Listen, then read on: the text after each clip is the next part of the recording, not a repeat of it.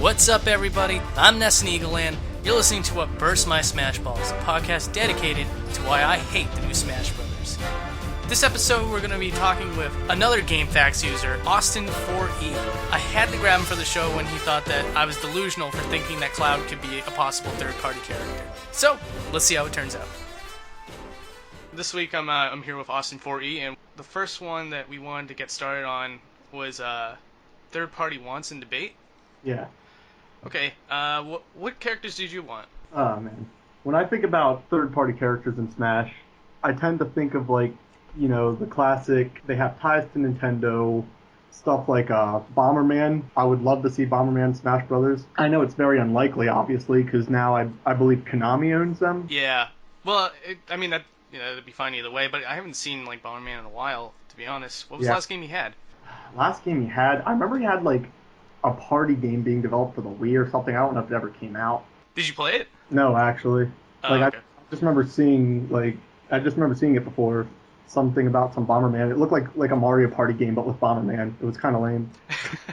I'm sorry. Who else did you want? Banjo-Kazooie. I mean, obviously. That'd be a good one. Sorry. So that's never gonna happen. But I mean, I loved Banjo-Kazooie as a kid. It was an N64 classic. Pretty much defined the whole 3D platformer standard at that time. Yeah, it's a real shame. I feel like if Banjo-Kazooie was still like somewhat in Nintendo's territory around the time that Brawl came out, I'm almost sure that he would have been like a playable character. Well, and I don't know how much of this is true, but I do remember hearing that I think Banjo-Kazooie was planned for Melee before the Rareware buyout happened. But don't quote me on that because I'm not 100%. It's alright, I wouldn't really know myself, so you could totally be bullshitting right now and I believe you. Then I guess my last pick would definitely be Simon Belmont. It really needs to happen. He would have fit perfectly in like the third party representation we have right now. Yeah. It would just kind of like encapsulate the whole 8-bit era, or 16 to 8-bit era. All right, and I already know one of yours, but well, I believe that Cloud would be a really good choice. Not necessarily with who we have so far, he doesn't fit in so great, but like, if there was Snake coming back, I would expect Cloud to be like Square Enix's rep. Like, and I mean, obviously, we've had our discussions. But, well, wait, are you one of the ones that thinks that that the Moogle and Chocobo should be the third party rep? I don't agree with that. Like, I agree that they're kind of mascots of the series. Not so much that they would be a good representation of it, though. Right. Like, playable. I couldn't believe how many people actually thought that. I was like, you might as well not have a Square Enix rep at all, then. That's like putting the Goombas and Toads in. Like a Chocobo assist trophy or something. Maybe something like Go-Goat where you ride it. That would be awesome. Yeah. I would have that as an item even if it didn't do anything. It would just be fun to ride around on a Chocobo. Like, and my thing with Cloud, like, I understand Final Fantasy VII's impact, Like, I'm not ignorant to what Final Fantasy VII did for the genre and the series, Right. I mean, I think a lot of people treat Snake like the rule when he should definitely be treated as the exception. I mean, he was a personal favor from, Hideo Kojima to Sakurai, Right. So, like, I mean, I know you threw that argument out, like, well, Snake was in Brawl, so, obviously close ties to Nintendo aren't a requirement. Exactly, yeah. Yeah. I feel like, I mean, you could look at him as the exception, but I see him as breaking the tape. He stepped over the line, and it just shows that someone like Snake can be a real possibility. And but to clarify to people that don't know what we're saying is like Snake is like not really a Nintendo representation. He like is more closely hand in hand with Sony. So our argument was basically Cloud is close hands with Sony, so why would we pick him over someone like Bomberman? Another thing about the whole Cloud thing is, like, a lot of people give Cloud and, like, the Final Fantasy VII fan base in general, a lot of crap, because the fanboys, say Cloud should be in everything. Well, what's really depressing is I was looking at a poll for who would be the best Square Enix rep on the board. Huh? Do you know who they picked as pretty much the number one, like the clear-cut winner? I almost want to say Lightning, but I'm not sure. No, it's Sora from Kingdom Hearts. Finishing what I was about to say about Cloud, like, if Cloud did by some happenstance get into Smash.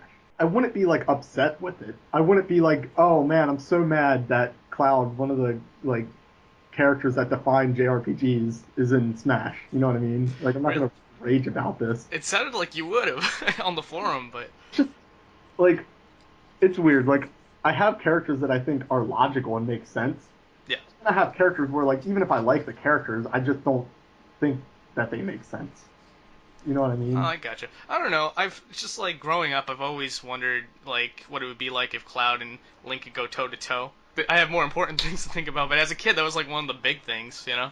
Just in my opinion, I feel like Cloud, is impactful enough on gaming culture, and Yeah. uh, he deserves to be on the ranks of like a Mario and a Link. Yeah, and I totally understand that. Like personally, I have other picks I would do for Final Fantasy that have closer ties to Nintendo. I mean, a lot of people bring up the Black Mage, you know, Yeah. the classic NES era games and stuff like that. Like I said, I have characters I think are logical. Okay, this would make sense in Smash Brothers, and I like this character. And then I have characters that even if I'm huge fans of, wouldn't make sense in Smash Brothers.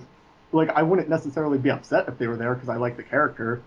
If you understand what I'm getting at, like I totally understand what you're trying to say, because like you could be a fan of Phoenix Wright, but he doesn't necessarily belong in Smash yeah, Brothers. like something like that. Like I mean, I love the Crash Bandicoot games, and yeah, they've had tons of Nintendo games too, but it was definitely the Sony mascot for a while. And Yeah, I don't think it would make sense in Smash, but if like classic Crash Bandicoot was in Smash Brothers, like I don't know who would complain about that. I would be pretty damn happy. that would be pretty cool. But so basically what you're saying is you really see Cloud as like a Sony rep, like not just a character who happens to be on a Sony platform. You feel like he represents Sony. Yeah, he like because Final Fantasy VII definitely represents the departure from being a Nintendo series to going to Sony, becoming this like huge JRPG cinematic franchise that kind of got like overblown with hype by the time it got on PlayStation. I would say like I never made that connection really, and that's probably why I feel the way I do and the way you do. I've always saw Crash Bandicoot and Lara Croft as like the Sony mascots. Yeah. Anyone else is, in my opinion, fair game. I mean, I wouldn't even consider Snake a Sony mascot, but he's been like on there since the PlayStation. Yeah. But I do hate when people use the argument, well, they made a what was it, Twin Snakes? I'm like, dude, no one fucking played Twin Snakes. It's like, how does that make it like, Nintendo's not like, oh, the clearly Solid Snake is a big deal because he was on Twin Snakes before, so pour him over. There's also like a lot of misinformation about the original Metal Gear. Like a lot of people think that the original Metal Gear came out on NES. No, it was the MSX, right? Yeah, and I think it might have gotten ported. Yeah, it was like a dirty port. It was like, it wasn't done by the original devs, and A really bad sequel made that wasn't actually the real Metal Gear 2 or something, Revenge of Snake, or Snake's Revenge, yeah. something like that. Then they had to step in and make the actual second game. Or All right, so next up is the recent news over the course of either this week or was it last week? I don't even know anymore. But Takamaru got announced as an assist trophy. I'm not too disappointed about it. I mean, I like for me, Takamaru this would have been a cool idea. He didn't happen. Oh well. I have a lot of other characters I want before I'd see Takamaru anyways. I have a very strong opinion about Takamaru. Yeah. I feel like, I mean, nobody really knew who this guy was in the US and in Europe at the time. I feel like, okay, he doesn't have any games in the US and Europe. Stop pretending that you're a fan, So it's great that he's in as an assist trophy because he is a cool piece of Nintendo history that, we didn't get to be a part of. But to say you feel bad for these fans is just like you're feeling bad for nobody because there really isn't a US or a European fan of Takamaru. And I kind of disagree with this because I don't think you necessarily have to be a huge fan of a character or series to maybe like I'm trying to think of how to word this, like appreciate what they could bring to Smash. Yeah, but this plays into like one of my biggest departures and opinions from people on the boards is that, I feel like what's important to the roster is, characters that you actually care about, Yeah. The moveset potential doesn't matter to me as much as how well they represent Nintendo's history. And even then though, I mean, his game came out what? Didn't it come out on the Famicom? Yeah, it oh, wait, are you talking about like the original? When did it come out? The original, like when it started. Oh, okay. It started the same year as Zelda and Metroid, 1986. Yeah, so it would have been on the Famicom. Is it Famicom or Famicom? I don't even remember. It's Famicom, so Okay. it's like family computer. Okay, I felt like an idiot there for a second. I couldn't remember. No, it's whatever. So yeah, Takamaru starts, all the way back then when all these classic series were arriving. And then, even though it wasn't much, I mean, he's been brought back. I mean, he had that cameo in was it Samurai Warriors? Yeah, but I didn't even know that existed. Then, It's such a like obscure cameo from like an obscure game that it wasn't. I didn't had no idea until it was brought to my attention. and I understand that. And then, but he also had that the Takamaru's Castle in Nintendo Land. Yeah. And that's the point I'm trying to get at is, I mean, even if he's not a big part of Nintendo history, he's still a part of Nintendo history. I mean, and obviously Nintendo's trying to put him in the limelight a little bit, Yeah. putting him in like all these random roles again. If we didn't have these characters added in from like niche games, underrated series, these series might not ever get the limelight they need to survive. Oh no, I totally agree that niche characters should be like represented in Smash Brothers. Yeah. I loved Pit's inclusion in Brawl. Like that was one of the biggest things I got excited over when I saw the first trailer. But in this particular case, it's like there was no way for us to even play and appreciate this game. So it's like to put a niche Japanese only character into the roster. It's kind of like unfair to the global perspective. Well, and going into that, I mean, you also have to remember back when Melee came out, Marth and Roy, obviously. And while the series wasn't nearly as niche, like even in Japan, because in Japan it was already a long-running series at that point, it was still two Japan-only characters from a relatively unknown series added at once. But not only did not only was that a good idea, I mean it got Fire Emblem localized, and I guarantee that popularity boom eventually led to Awakening's popularity boom, which led to the series not getting canceled. Yeah, you make a good point there. I love Marth. I don't think Roy was a very conscious effort. I don't think anybody does. I mean, he played well, and Yeah, he'll always be a funny thing to look back on when you go play Melee. But I really think that was like a bad decision. I would use Roy as part of my argument, but in Marth's case, yeah. it was a good thing because it did create exposure. And what it could do is, just like how Sakurai made Kid Icarus Uprising and kind of revived that series for the time being. Like it. And I'm not saying it has to be Sakurai, but I'm saying Nintendo can bring back old series and make them new again. Absolutely. And I mean, getting a little off topic, but I mean, like that's why I like stuff like we saw Splatoon at E3. And I mean, Yeah, I hope there's more to it, but I do like that they're trying to do something new. new. It's a departure from what they're used to doing, and I like that. I like seeing new things, and I Yeah. was surprised to see something from Splatoon in Smash Brothers 5 later in the future. So, staying on topic, there's a couple more here. I guess the Mega Man stage for 3DS. Oh yes, I'm not happy about it. Why not? To start off, first of all, I'm not one of the people that like has like this big hatred for the Yellow Devil thing. Yeah. I understand that people don't like hazards, and hazards can get annoying. My deal with this is Pac-Man has two different stages, one per version. Sonic, we've seen, has Green Hill Zone coming back from Brawl, and has the Windy Hill Zone. Like Mega Man just has Wily's Castle twice. Yeah, this is a series first, a stage clone. I totally agree. I think it's like I didn't realize what I was looking at until someone started saying like, well, Pac-Man gets two different stages. How come Mega Man doesn't? And all of a sudden, I totally agree. I'm like, what? That's a good question. Obviously, we don't know everything. For all we know, who knows? They could get like more stages. I doubt it, but it's possible. Yeah, I mean, I hope so. So like, I'd want to reserve my judgment. It's just not looking good so far. I've been saying that for a while. No, that was stupid. I'm sorry. Okay, so the next topic that we have here is casuals versus competitives within the fan base. Oh boy. All right. I'm not sure what your thoughts about this are. My problem tends to be that I don't think either side of this understands the other side. So you're talking about casual players, as in people who use items Yeah. versus the competitive scene, which is it ranges from people who just play with items off and tries to do it by skill, all the way to tournament players. Yeah.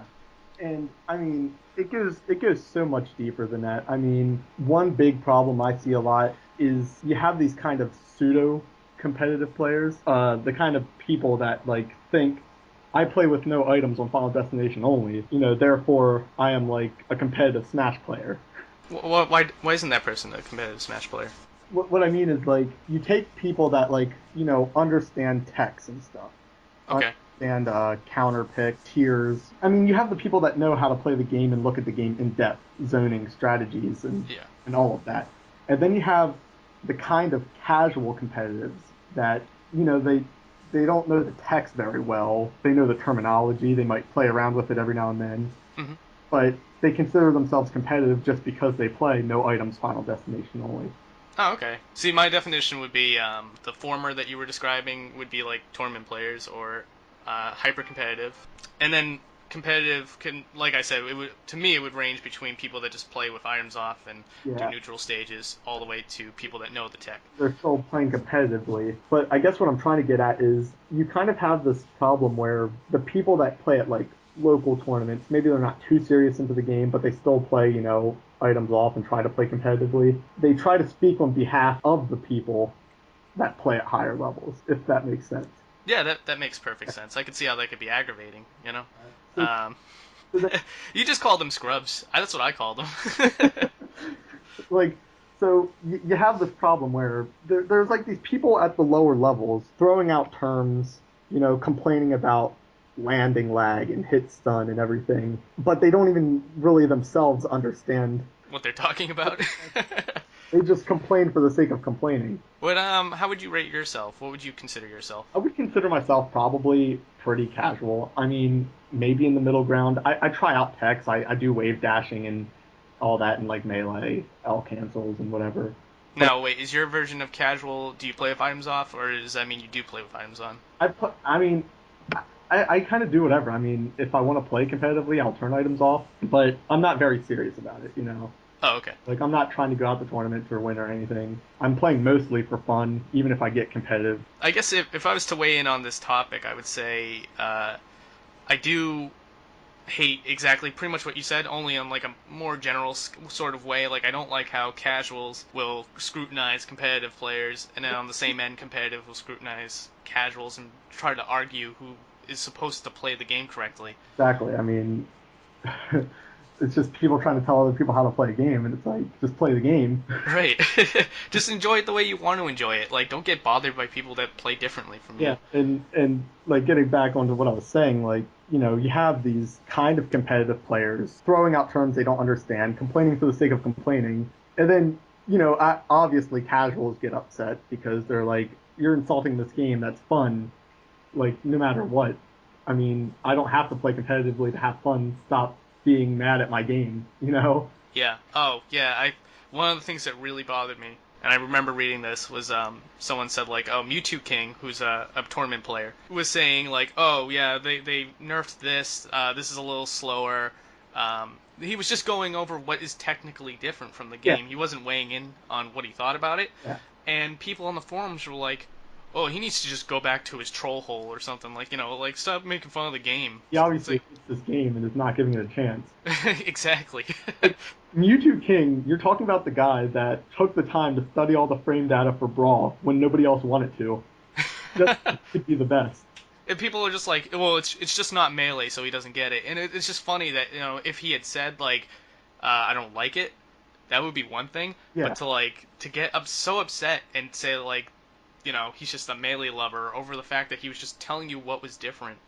It's just so that's what I hate when it comes to casual. yeah, like, and I mean, obviously, both sides of the fan base, get temperamental about different things. Casuals yell at competitives for playing with items off.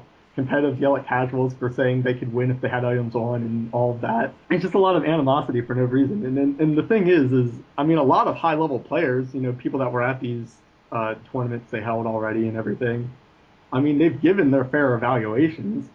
I mean, yeah, every now and then you have a Peachy Heim who gets really mad that she lost and just utterly trashes the game on Twitter. But if you go through like the majority of the feedback that the people at these tournaments have given, I mean, it's not like overwhelmingly negative. I mean, they just list, like you said, just technical differences. Yeah, exactly. I mean, there are some that say they don't really care for it. They're like, oh, it could have been more competitive, but You're getting mad at people who play, like, competitive people, especially at the high level. They play for money, and they use that money to pay for their trips to go around to other tournaments and play for money.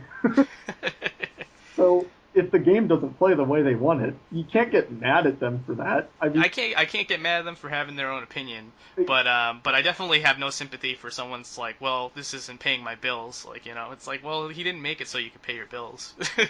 like I understand that, but I mean, these people do like, they do it as part of their life. I mean, they're not using it to pay their bills all the time. I mean, obviously, I'm not saying there aren't people like that, but for the most part, they're playing for money to go to other tournaments and play for money, and Mhm. that's a lot of dedication.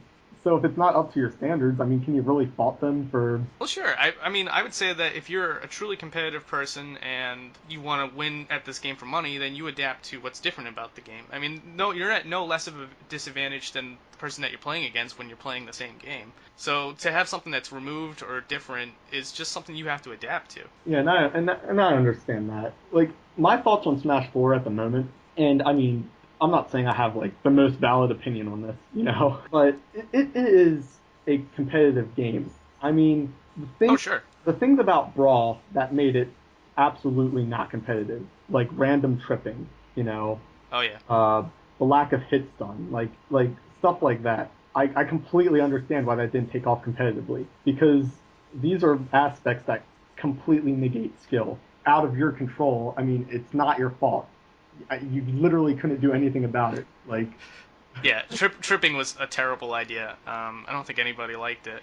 Hit stun, I understand, like, it takes away the complexity of the game. But at the same time, it's just a different way to play the game. I can see how, like, taking away like a complex element that you took the time to understand taken away from you can upset you. yeah, At the same time, yeah, I mean, like, Brawl is evidence that we can always just go back to the games that we played before, yeah, But I also think there is an importance in just adapting to what is different about the yeah. game. And see, and this is what I was getting into with Smash Four. Is I mean, obviously we know random tripping's gone, which was like the big thing. Yeah, I also like how edge hogging is delegated to one chance at invincibility, and after that, it's kind of like, And I mean, so yeah, you have the new edge mechanics. You have hit stun coming back. This part's speculation, but I believe we've seen landing lag looks reduced. we saw it with Lucina. Yeah, she did the same move that people were complaining about with Marth, and had practically no landing lag. So, like just looking at those things alone, Smash 4 looks perfectly competitive. It's not Melee 2.0, and I mean most people aren't asking for Melee 2.0. Some people are, Project M. but not everybody. And so from what we've seen, Smash 4 will be perfectly competitive. Now, that doesn't mean it's as technical or as in depth as Melee, but we've added in factors and took out the unfair stuff. And, like, I mean, it looks like the playing field's pretty leveled now. I really hope chain grabbing is completely gone. By the way, especially in Brawl's case, where like only like a select few characters could do it. Mhm. I hated that. And the other thing with Smash 4 is, as with every like new game iteration, it's going to be new physics, new engine. I mean, people might find mechanics that we don't know about yet. I mean, Melee's techs and everything didn't happen overnight. Yeah, that's a good point. Like people just played the game religiously and just found these things and said, "This is cool. We can do this. Like, let's take this as far as it can go." Smash 4 doesn't have to be Melee 2.0, and for all we know, it could have, these advanced things we don't know about yet until we play the game and get really in depth and hands on with it. Remember, I don't know if you were around for it, but like when Brawl first came out, people thought they discovered the new wave dash. I vaguely remember this. I forget what they called it. I think it was like the flash bubble or something, but it turned out to be completely pointless. It added nothing. I thought that was really funny. That was like the Wild West of trying to figure out what's in the game and what's not. But I just thought that was like, oh, another topic I actually wanted to move on to was the Fire Emblem trailer. I know it's been out for a little while, but I Yeah, don't feel like we really covered it all that much the last time. So, yeah. what did you think of it? Um, Honestly, I loved it, and I'm probably gonna get into a bit of the other topic I want to talk about here, Gamatsu and all that. Right. But no, I really like the Fire Emblem trailer. First of all, I mean, and I know I'm gonna get a lot of crap for this because of how the Fire Emblem fan base has been. But as someone who's played Shadow Dragon, Path of Radiance, Radiant Dawn, all of those, pretty much all the localized ones. Did you beat them all? Yeah, for the most part. I Oh, wow. don't know if I ever finished Shadow Dragon. I don't blame you. But I mean, I still think Awakening is like probably my favorite, and I Yeah, same. I know I'm gonna get flack for that. I'll take the heat for you, man, and say that I honestly only ever beat Awakening. I played all of them, but I haven't beaten any of them because I'm a scrub and I needed the option to keep my people alive when they lost. And I mean that's fun. So okay, so Lucina Topic. and Robin, you're really excited about both of them? Yeah, I was huge for Crom on the boards. I'm sure this Anvil would tell you all about it. Yeah. But but I'm happy they chose Robin because it's not the Lord character again.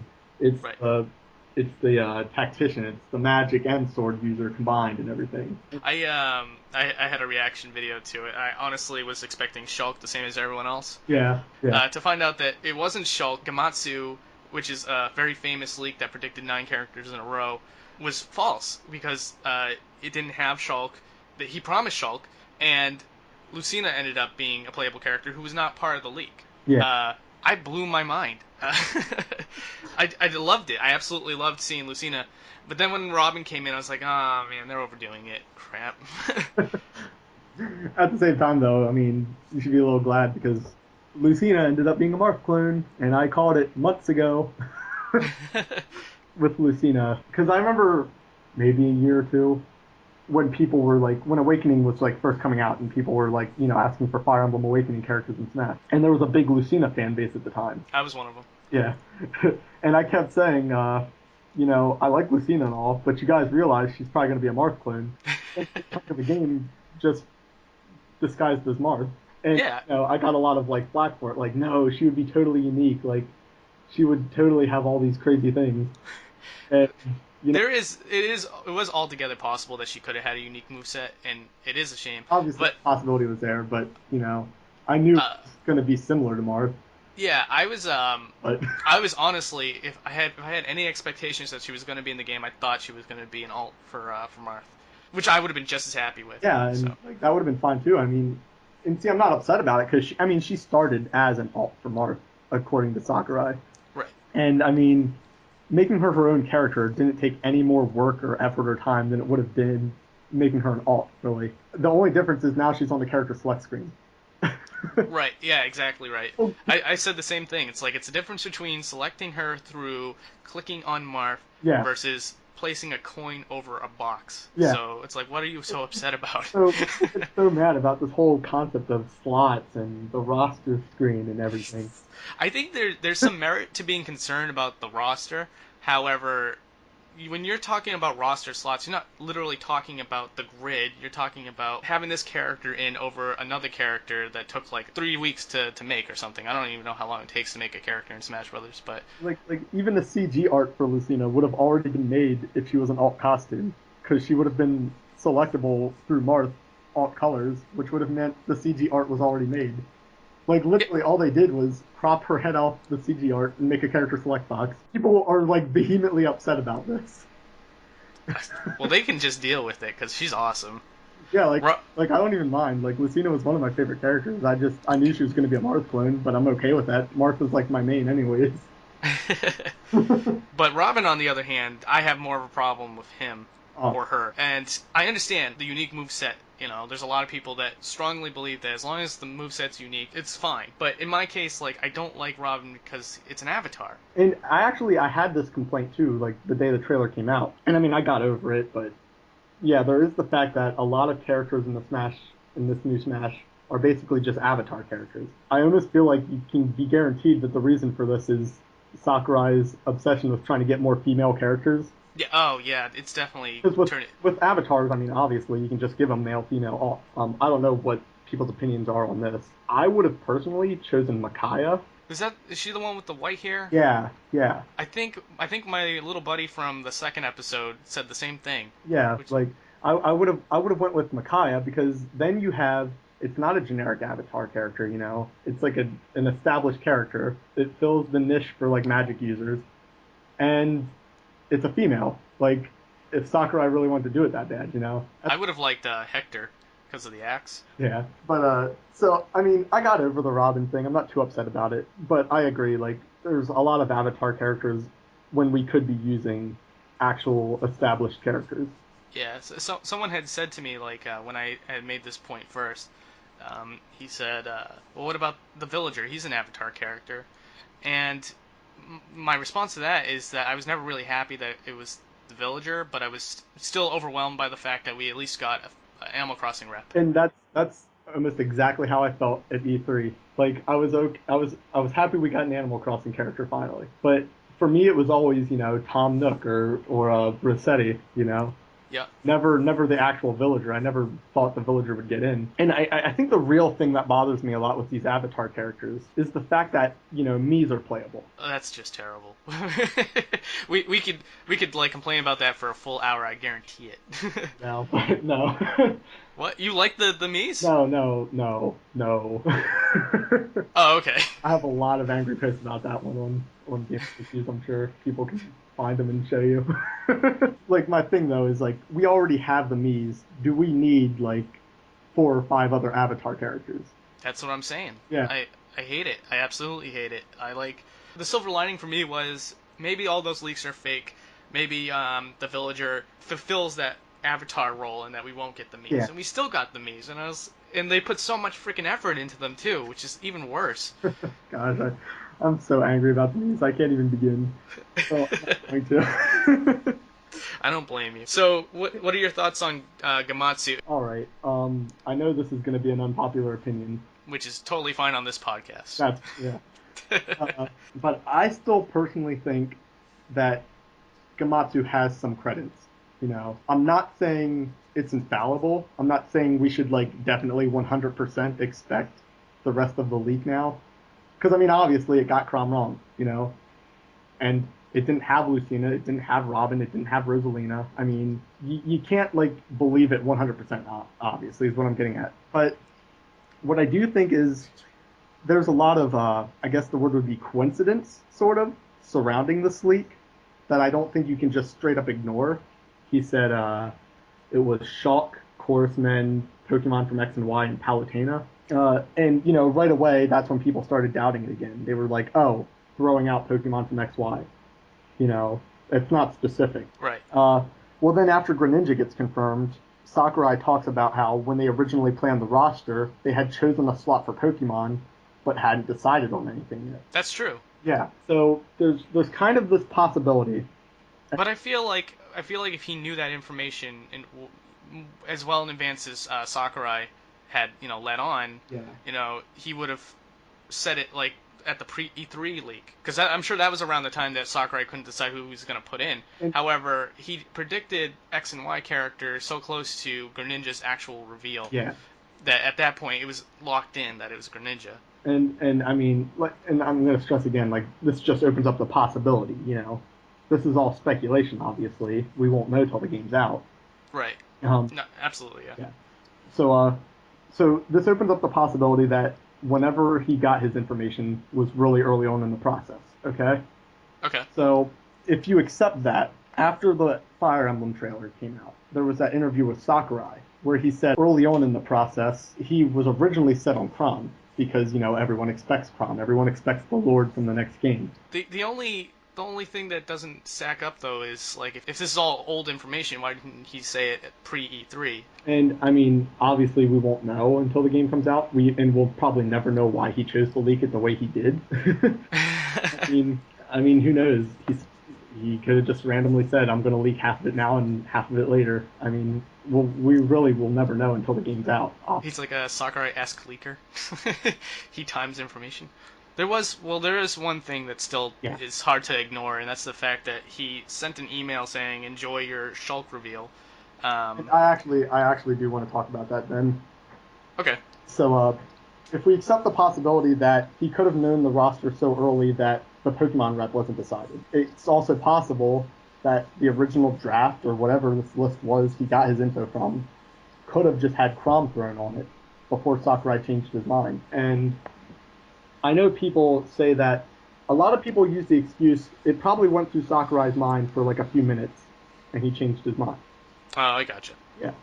And the thing with that is, I mean, there's a lot more that goes into choosing these characters than just this will have a creative moveset, so I'm going to pick him. Sakurai has to consider, the fan base, their expectations. I mean, the way he said it in the interview, it didn't sound like something he just thought of really quick and was like, I'm going to pick Robin. It sounded like he was set on Crom, but thought it over and decided Robin was the better choice in the end. Right.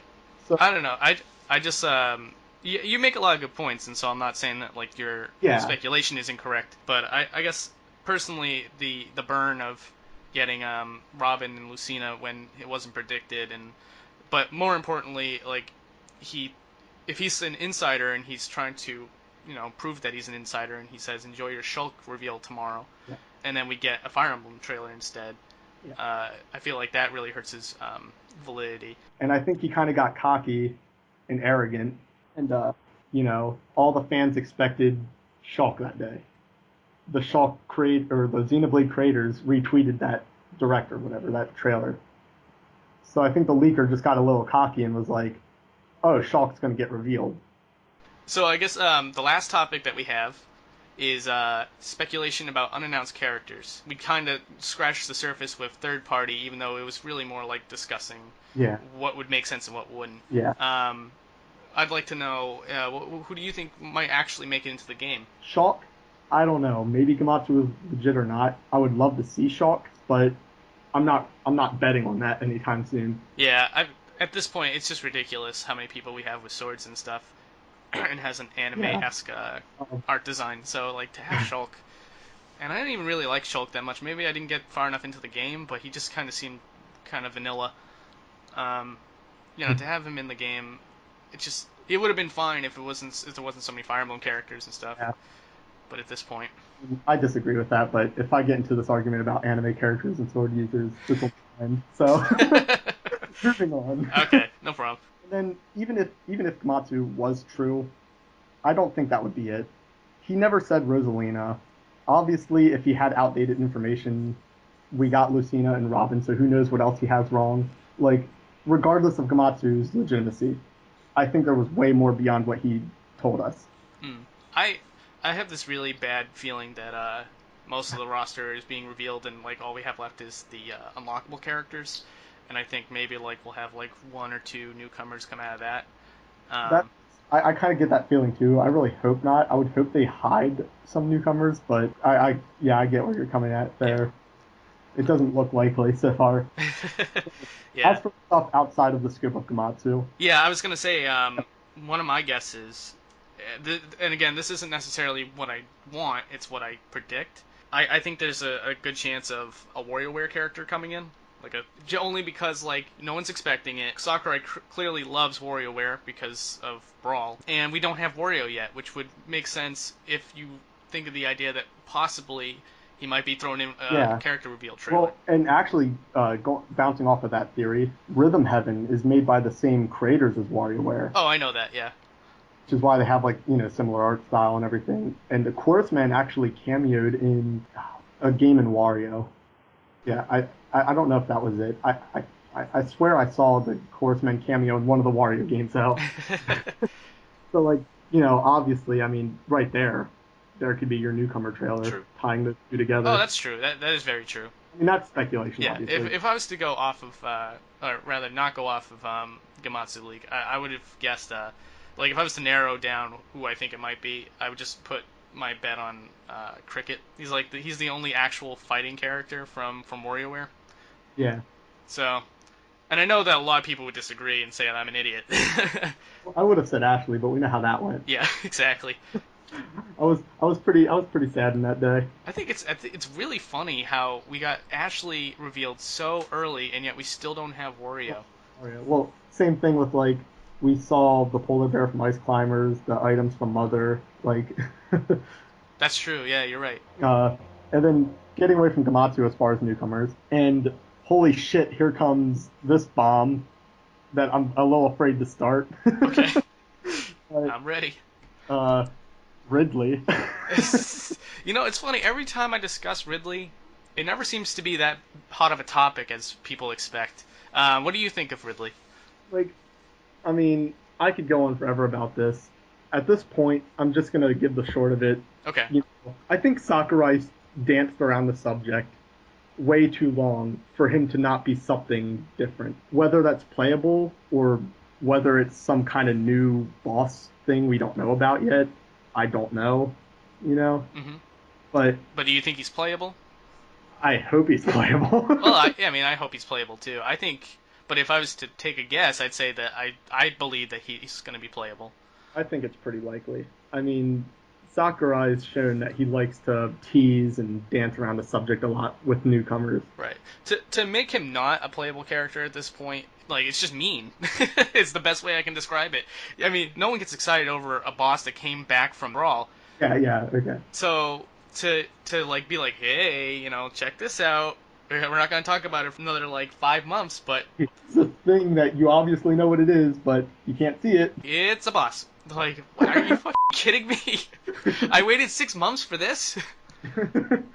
And then my other really big one would definitely be a Donkey Kong newcomer. I think it's a possibility, but at the same time, I know, I mean, Diddy was ignored up until Brawl. Like, I don't have high hopes for it. I would love to see Dixie or K-Rool. I will say that I can probably put all my money into Dixie being an alt for Diddy. I would not be surprised. I know a lot of people make the argument like, oh, but the tail and stuff. It's like alt costumes don't have to be the exact same model. Plus, the tail doesn't have a hitbox, does it? I wouldn't think. So so it doesn't matter. And just, I do know one thing though, that makes me really happy and excited. What's that? Is that I think pretty much as far as we're concerned now, we're out of safe. What I mean is like newcomers that people expect or are easily predictable. Which Sakurai hasn't been doing at all. I certainly didn't predict Rosalina. Like, I mean, even though people expected Crom, we expected a Fire Emblem Awakening rep, and we got one. We, after seeing the boxing ring, we expected Little Mac, and we got him. Oh, I got you. Okay. Like, we had a lot of really predictable newcomers. Well, except for Ridley. Oh, you were saying though that if Ridley got revealed, he would be the last predictable one. Well, yeah, kind of. I mean, even with Ridley, can we really say he's predictable with how much turmoil it causes in the... No, we definitely can't clear-cut say that it's predictable, but at the same time, people were like, hey, there's a boxing ring, Lil Mac's coming in, and there was still people that were like, go f*** yourself, that's not happening, Alright, I understand where you're coming from. I just think that right now, we're out of the safe zone, Whatever's coming next is going to surprise a lot of people, is what I'm kind of getting at. I gotcha. There was a lot of stuff we kind of predicted, we kind of assumed would happen. It happened. I mean, everybody knew Pac-Man was going to happen. Nobody likes Mii's. Well, okay, some people like Mii's, but we all. Those are the apologists. I don't honestly believe that anyone likes the Mii's. But we all expected it to happen, Yeah. Sakurai was obsessed with Kid Icarus Uprising. We expected Palutena to happen. So my point is, I'm pretty happy and excited to see what's around the corner, because even if it's something from the Gamatsu leak or if it's Ridley, it's still unpredictable, and I'm ready to just have my face blown off of it at this point. All right. Well, I guess on that note, we can close out this episode. Yep. Austin, thank you for doing the show. I know you hate my guts, so I really appreciate this. Oh, you're all right. If I you'd be on my ignore list. What's that? If I hated your guts, you'd be on my ignore list. Oh, sweet. All right. What an honor. A few users I outright hate. Well, I appreciate that. I don't hate you either, for what it's worth. So, although your opinions on Cloud could be a little better. All right. Anyway, and everyone, thanks for listening. And Austin, once again, thank you for being on this show. No problem, man. All right, everybody, take care. See ya.